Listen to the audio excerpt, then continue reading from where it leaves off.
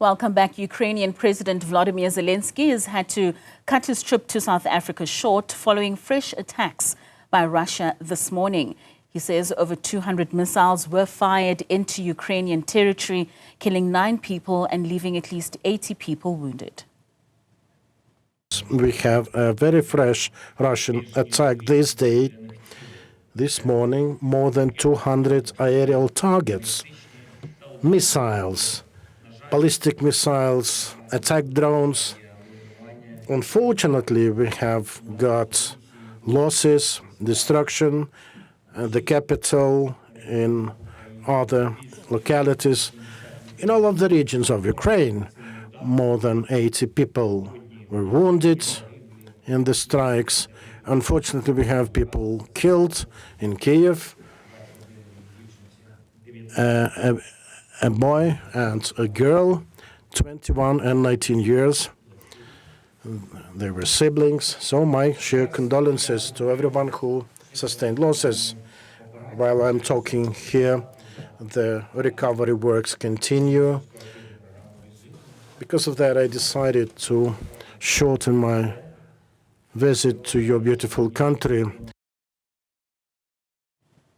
Joining us now is Stefan Wolff, Professor of International Security at the University of Birmingham. Prof, thank you so much for your time and for being with us this afternoon. So what do you think this working visit by the Ukrainian president to South Africa did not only for bilateral relations between the two countries, but most importantly for the road to a ceasefire for Ukraine amidst the conflict that's currently happening there? Do you think this visit was impactful? Well, I think it was very impactful in the sense that Zelenskyy has now been able, after quite a few years, to finally demonstrate Ukraine's commitment to improving relations with Africa more generally, but with South Africa in particular, which, as you know, have not always been easy, especially since Russia's full-scale invasion of Ukraine in February 2022. I mean, President Ramaphosa spoke about a phone call that he had with the United States President Donald Trump this morning, and that they reached a consensus with regards to a ceasefire that needs to happen between Russia and Ukraine. Do you see this as a step forward in us moving towards a possibility of that unconditional ceasefire to take place in that region? No, not really. I mean, it's been very obvious for a number of months at least that a ceasefire needs to happen in Ukraine. The problem is that the conditions that Russia is imposing on such a ceasefire are simply at the moment not acceptable to Ukraine. As we have learned over the past couple of days, the latest American proposal looks like it could have been written inside the Kremlin rather than inside the White House. So as part of the proposal, apparently Ukraine was imagined that it would recognize Russia's illegal annexation of Crimea in 2014. And this is simply not something that I think either Ukraine can accept or that most of its certainly European backers will accept. So from this perspective, Trump simply saying that he is committed to a ceasefire is very different from him being able to make a deal on a ceasefire that would be acceptable to both Moscow and Kyiv. Speaking of those conditions, I mean, ceding a part of Ukraine to Russia, President Ramaphosa made reference to that and spoke about how when South Africa was in its transitional period after apartheid, how unconditional sort of conditions were not to be tampered with. And he said that seeing that with Ukraine having to cede a part of its land to Russia would not be unconditional. South Africa has tried to keep a rather balanced stance with regards to Russia and Ukraine. With the South African president taking such a stance, do you think this would put him in any way against the US in what you're saying that these conditions seem to have been written from Russia?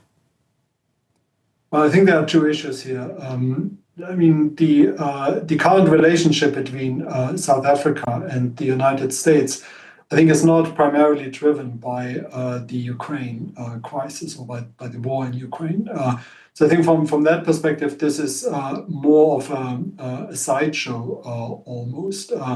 And by the same token, I think that the South African stance for many years has been very clear that a ceasefire needs to happen. And then after the ceasefire, further negotiations on an actual peace agreement should take place. And this is very much aligned now with the position that both Ukraine and the majority of its European partners are taking. So I think from that perspective, there has been a realignment, certainly of the Ukrainian and South African positions, and the clear outlier now in what used to be a fairly strong alliance is the United States. And we're seeing, of course, the president of Ukraine having to rush back and cut his trip short from South Africa because of those fresh new attacks by Russia on Ukraine. Do you think that this was in any way to destabilize this visit in South Africa? He certainly had alluded that President Vladimir Putin does not want his presence in Africa, whereas the South African president said the two are completely unrelated. Yeah, I think I would side with your president on that.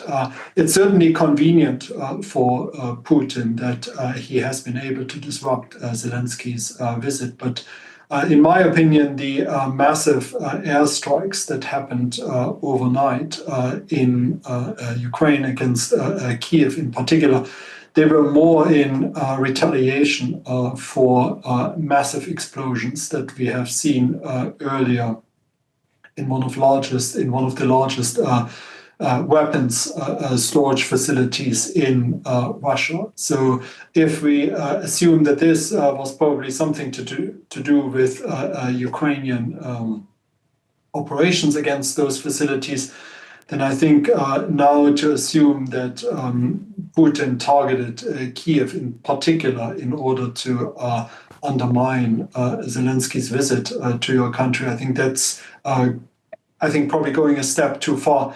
In addition, I think it's in many ways, that put it even more on the agenda. There is now quite widespread coverage globally, not just of the visit, but also of the fact that it had to be cut short because of those massive attacks against Ukraine.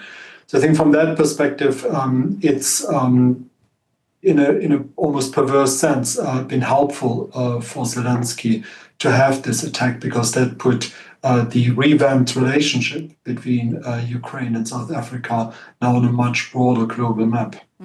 Prof, lastly, is there an end in sight to this 3-year conflict? Well, that's really hard to predict, primarily because it's never quite clear what the thinking in the White House is and how quickly that might change. So over the last 6 to 8 weeks, President Trump has flipped a number of times between putting pressure on Ukraine, siding with Ukraine, stating on his Truth Social media platform that he is angry with Putin, that he's angry with Zelensky. So I think all of this still needs to work itself out. What I think is important are two things. On the one hand, Trump has his 100-day anniversary in office coming up on April 30th. And I think he would like to be able to present some kind of deal in the war against Ukraine, because that has always been big on his agenda. Now, it's clearly not making peace in 24 hours. I think we have long given up on this. But I think he does seem keen to get some sort of a deal hammered out. And the fact that his Special Envoy, Steve Witkoff, has headed back to Moscow after Ukraine and its European partners apparently rejected the latest offer that Trump put on the table, that signals to me that he is still engaged, that he is still trying to sort something out.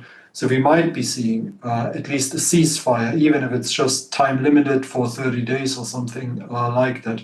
We might still see this in the near future, but we should not kid ourselves that this in any way brings us closer to a permanent peace agreement between the two countries.